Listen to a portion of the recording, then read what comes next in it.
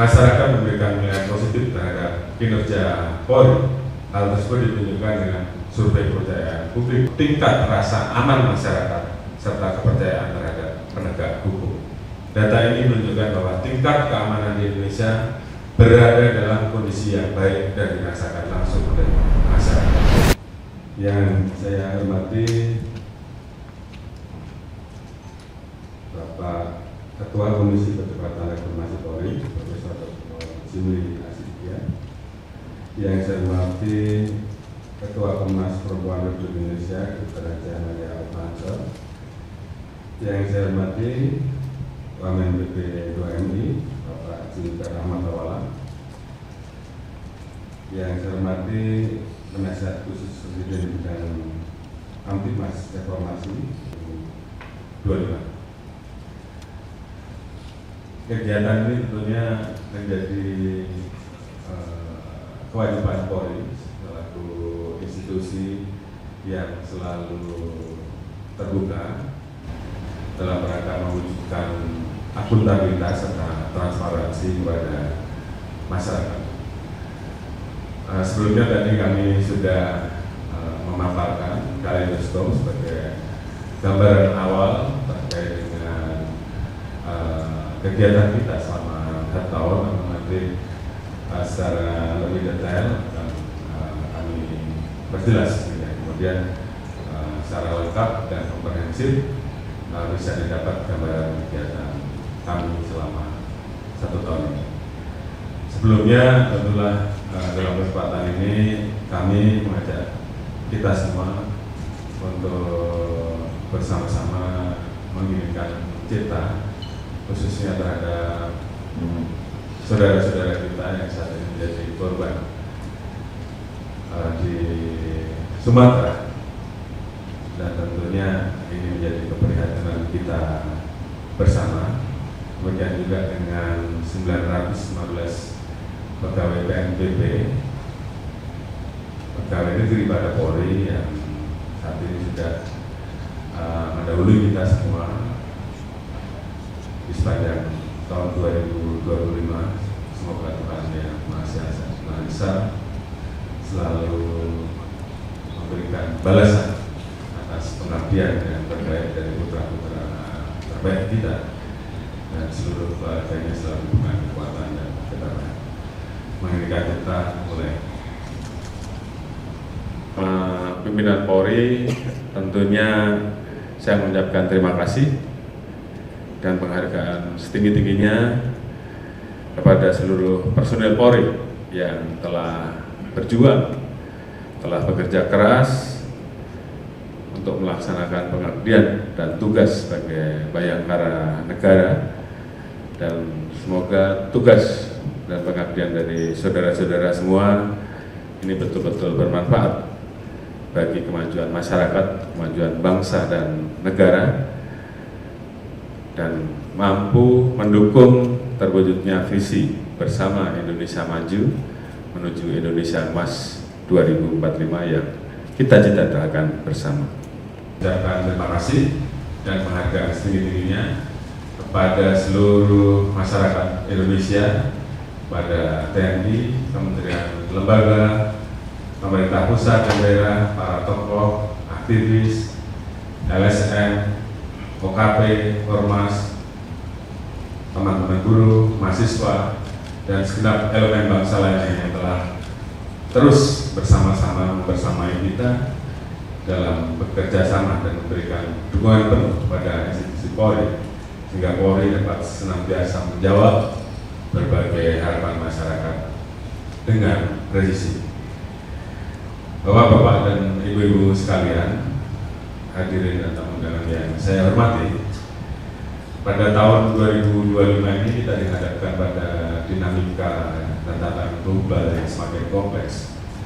Berdasarkan Global Risk Report 2025, terdapat 10 tantangan utama yang diperkirakan masih berpotensi langsung dalam 10 tahun ke depan, yaitu cuaca ekstrim, kehilangan keanekaragaman hayati, perubahan sistem alam, kelangkaan sumber daya alam, misinformasi dan disinformasi, dampak negatif dari teknologi AI, ketimpangan, polarisasi sosial, spionase dan perang cyber serta polusi.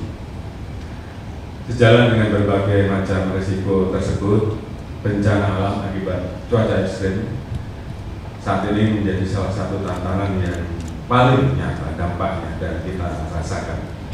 Bencana tersebut tidak hanya menimbulkan korban jiwa dan kerusakan infrastruktur, tapi juga memberikan tekanan besar terhadap stabilitas ekonomi.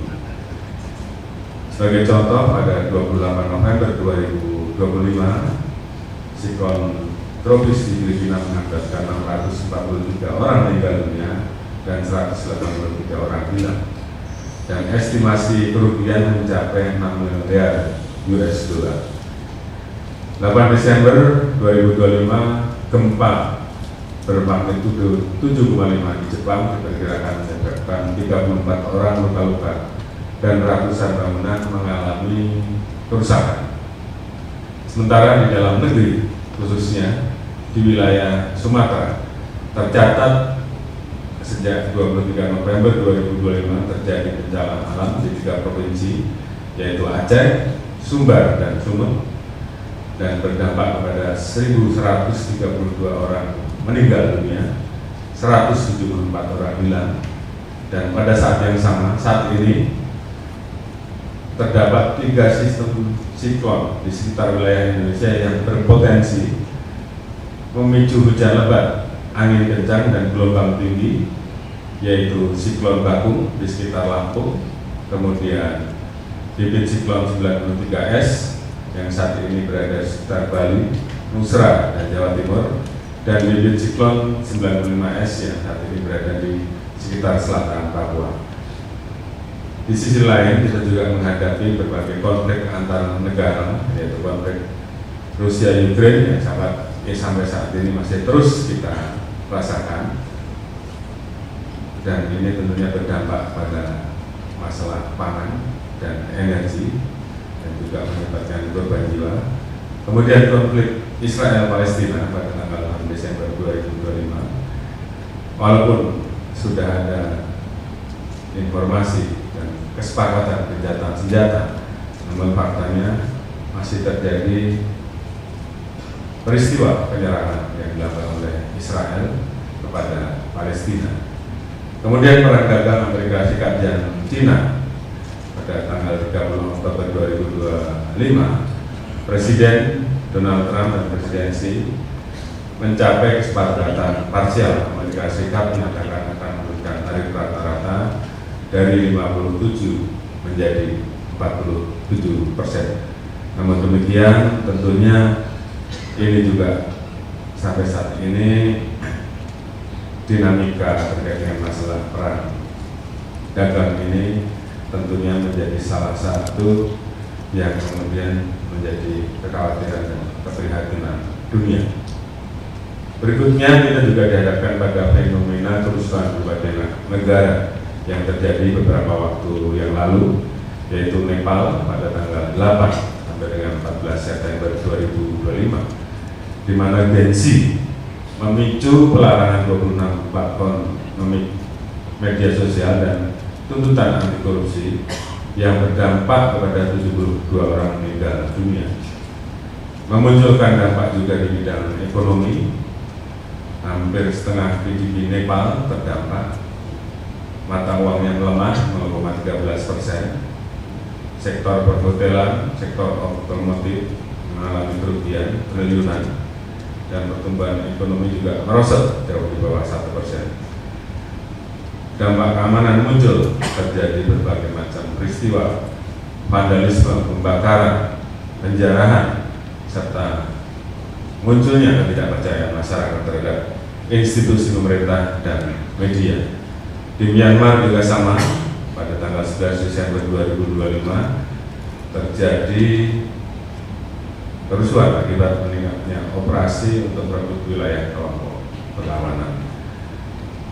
Ekonomi terdampak, defisit anggaran mencapai 6,9% dari GDP, dan muncul ketidakpercayaan publik terhadap pemerintah dan negara serta masyarakat sehingga tidak dapat beraktivitas dengan normal. Kemudian di Brasil pada tanggal 28 Oktober 2025 terjadi baku tembak di Rio de Janeiro antara Polri dan kartel narkoba yang ada di sana, yang melibatkan 5 petugas dan 121 warga meninggal. Itu juga berdampak terhadap perekonomian yang menjadi lumpuh. Pusat-pusat perbelanjaan di kawasan Ega juga terdampak serta gangguan transformasi. Pembakaran, penyerangan kantor polisi, runtuhnya kepercayaan negara, meningkatnya kekerasan, dan menurunnya kepercayaan masyarakat terhadap hukum. Itu semua menjadi bagian yang tidak bisa dihindari. Alhamdulillah beberapa waktu yang lalu kita Indonesia juga mengalami hal yang sama, khususnya pada saat peristiwa di akhir Agustus yang biasa kita sebut dengan Agustus, seluruh anggota dan tentunya juga dukungan dari seluruh masyarakat dan stakeholder serta seluruh elemen bangsa, sehingga stabilitas Kamtipmas kita dapat terjaga dengan baik, kondisi keamanan bisa kita pulihkan dan masyarakat bisa beraktivitas kembali dengan normal. Yang saya hormati Bapak-Bapak Ibu sekalian, tentunya perkembangan lingkungan strategis ini memberikan dampak negatif terhadap ekonomi, stabilitas keamanan, krisis pangan, kenaikan harga komoditas, krisis energi, instabilitas keamanan global, dan terganggunya masalah logistik, stagnasi GDP, dan kenaikan inflasi global. Alhamdulillah, di tengah situasi yang ada, dengan kerja keras kita semua, seluruh elemen bangsa, Indonesia bisa menjaga agar ekonomi kita tetap bertahan dan stabil. Pertumbuhan ekonomi triwulan ketiga Indonesia berada di angka 5,04%. Neraca perdagangan November 2025 surplus 2,8 miliar US dollar atau 67 bulan turut-turut. Kemudian cadangan devisa kita di bulan November sebesar 150,1 miliar US dollar. Inflasi nasional terjaga di angka 2,72%, berada di rentang antara 1,5 sampai dengan 35%. Kemudian realisasi investasi triwulan ketiga sebesar 1.434,3 triliun atau 75,3% dari target 2025. Kemudian nilai ekspor ini juga sebesar 24,23 miliar US dollar. Nilai impor kita berada di angka 21,84 miliar US dollar. Di sisi lain, untuk menjaga agar Indonesia tetap bisa bertumbuh dan menjaga pertumbuhan ekonominya, Indonesia juga tentunya terus memainkan peran aktif dengan berbagai tantangan global yang ada, dengan mengedepankan diplomasi untuk menjaga perdamaian dunia. 27 Mei 2025, Bapak Presiden menghadiri KTT kedua ASEAN Cooperation Council dan menyampaikan seruan solidaritas ASEAN dan negara-negara teluk terhadap konflik kemanusiaan yang terjadi di Palestina. Kemudian ditegaskan kembali pada tanggal 23 September 2025, Bapak Presiden hadir di sidang Majelis Umum PBB ke-80 di New York dengan menyampaikan komitmen Indonesia untuk mendukung perdamaian dunia.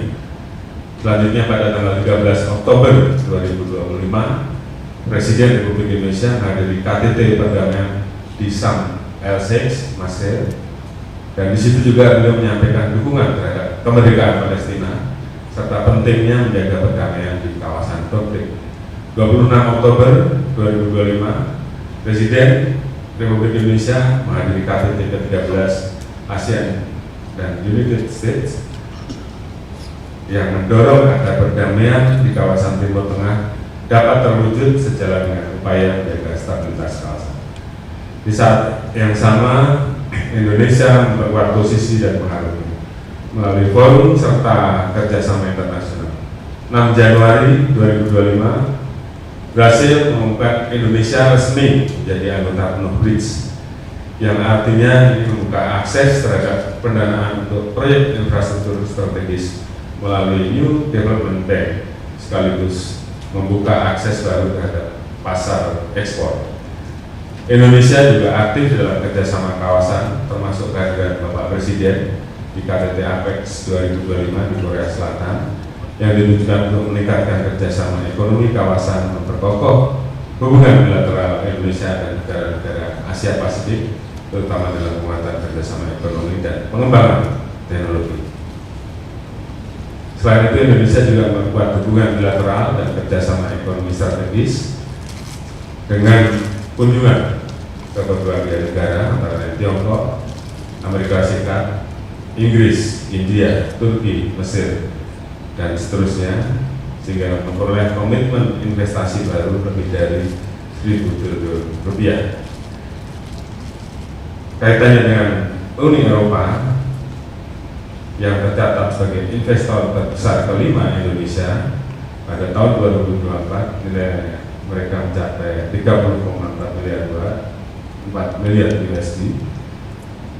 Pada tanggal 22 September ditandatangani perjanjian antara Indonesia dan Eropa yang membuka ruang untuk meningkatkan ekspor Indonesia ke Eropa, terutama untuk komoditas sawit dan tekstil.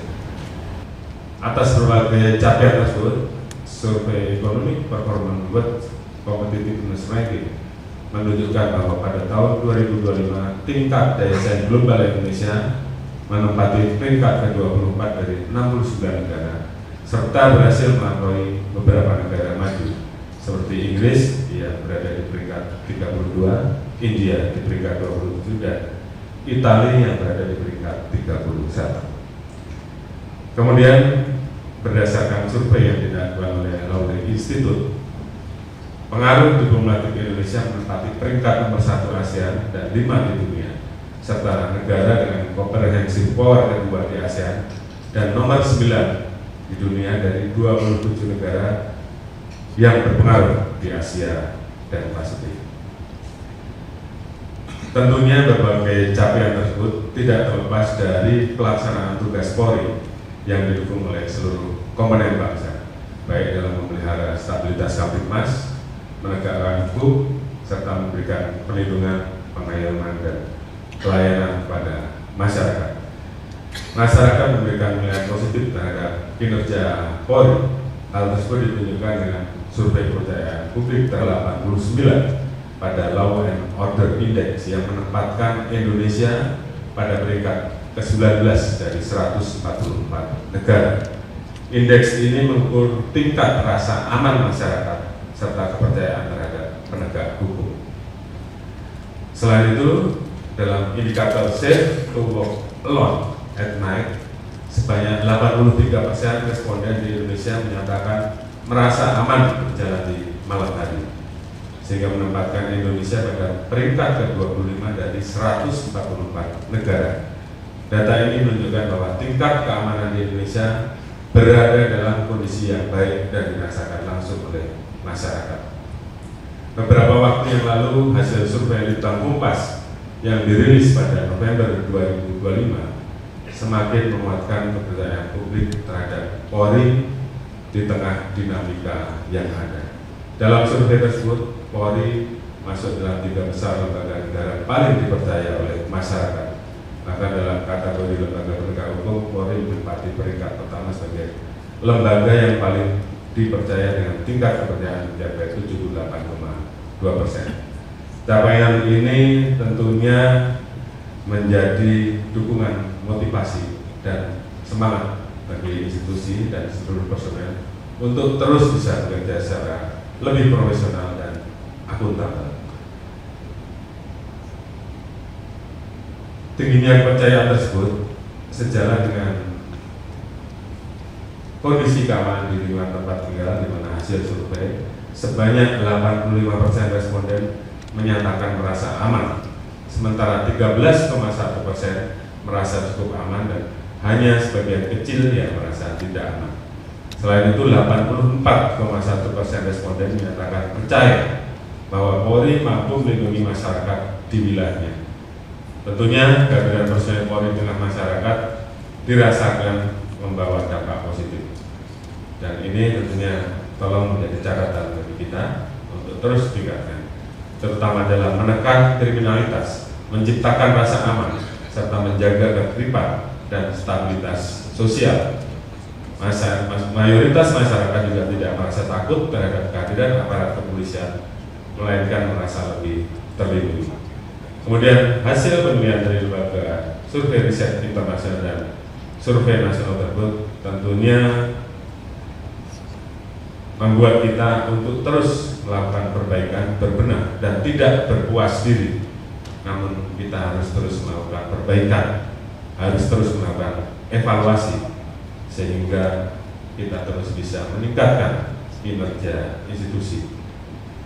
Saya tentunya menekankan kepada seluruh personel Polri untuk terus bekerja maksimal, bekerja dengan baik, bekerja dengan profesional, meningkatkan kualitas kinerja di bidang tugas sejalan dengan arah transformasi Polri, baik pada bidang operasional, bidang SDM dan pendidikan latihan, pelayanan publik, penegakan hukum maupun pengawasan. Yang saya hormati Bapak-bapak dan Ibu-ibu sekalian, rilis tahun ini sengaja kami buat sedikit berbeda. Jadi kalau beberapa waktu yang lalu berturut-turut kami yang melaporkan dan menyampaikan perjalanan Polri selama 1 tahun, namun kali ini kami melibatkan beberapa pejabat utama yang mewakili rekan-rekan pejabat utama yang lain untuk menjelaskan kegiatan transformasi Polri di bidang operasional, transformasi di bidang SDM dan pendidikan latihan, transformasi di bidang pelayanan publik, transformasi di bidang penegakan hukum, transformasi di bidang pengawasan.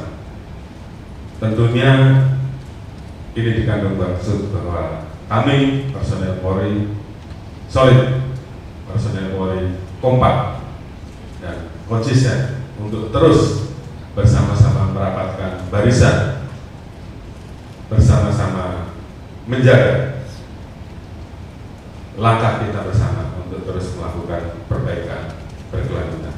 Stay updated, info terkini masih banyak.